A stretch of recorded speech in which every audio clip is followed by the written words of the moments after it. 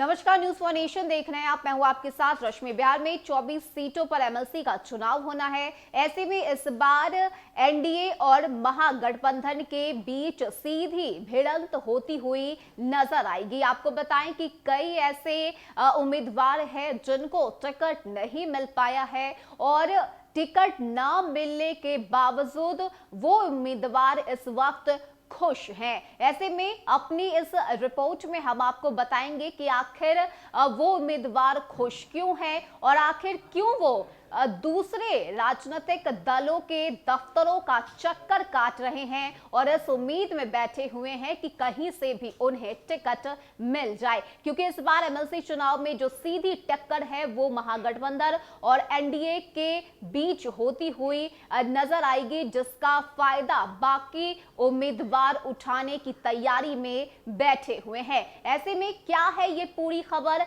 आखिर किस तरह से जिनको टिकट नहीं मिल पाया है वो उम्मीदवार इस भिड़ंत को देखकर, इस टक्कर को देखकर मन ही मन मुस्कुरा रहे हैं, इसकी पूरी जानकारी आपको देते हैं। बता दें कि स्थानीय प्राधिकारी कोटे से होने जा रहे विधान परिषद चुनाव में सीटों को लेकर महागठबंधन और एनडीए में टकरार है। इससे उन उम्मीदवारों का हौसला बढ़ रहा है जो बड़े दल से टिकट न मिलने की संभावना को लेकर निराश हो गए थे। ऐसी उम्मीदवार अपेक्षित परी कांग्रेस और अपेक्षाकृत कम हैसियत वाली विकासशील इंसान पार्टी के दफ्तरों और नेताओं का चक्कर लगा रहे हैं। इनमें कई उम्मीदवार अपने क्षेत्रों में प्रभावशाली भी हैं। उनमें से कुछ ऐसे भी हैं जिनका लक्ष्य जीत से ज्यादा अपनी पुरानी पार्टी के अधिकृत उम्मीदवार को परास्त करना है। महागठबंधन और एनडीए के घटक दलों में तकरार से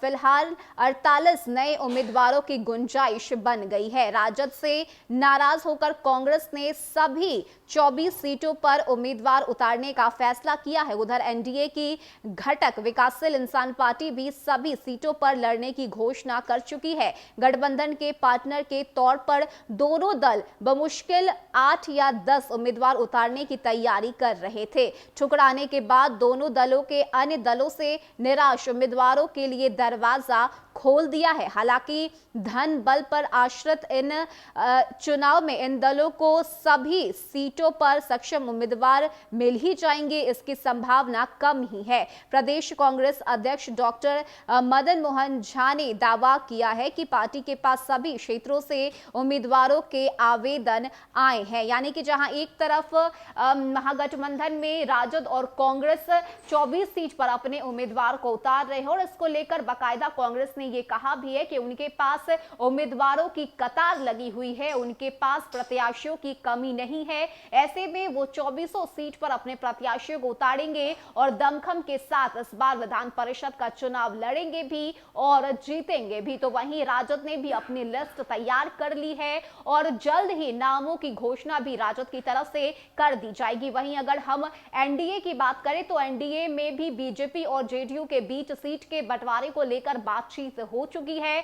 पूरी जो बात है वो भी बन चुकी है और जल्द ही इसको लेकर जो औपचारिक घोषणा है वो भी होगी और उम्मीदवारों के नाम का ऐलान भी जेडीयू और बीजेपी की तरफ से भी कर दिया जाएगा। यानी कि जितने भी ऐसे उम्मीदवार हैं जिनको बड़ी पार्टियों से फायदा नहीं मिल पाया है वो अब छोटी पार्टियों के पास जा रहे हैं और इस वक्त वो फायदा उठाने का काम कर रहे हैं। और यही वजह है कि धनबल के बदौलत इस बार ये एमएलसी चुनाव जहां बिहार में होने जा रहा है तो वहीं अब देखना ये बेहद दिलचस्प होगा कि इस बार 24 सीट पर होने वाले एमएलसी चुनाव में जीत किसकी होती है और हार किसकी होती है, क्योंकि ये चुनाव अब धीरे धीरे और भी ज्यादा दिलचस्प होता जा रहा है।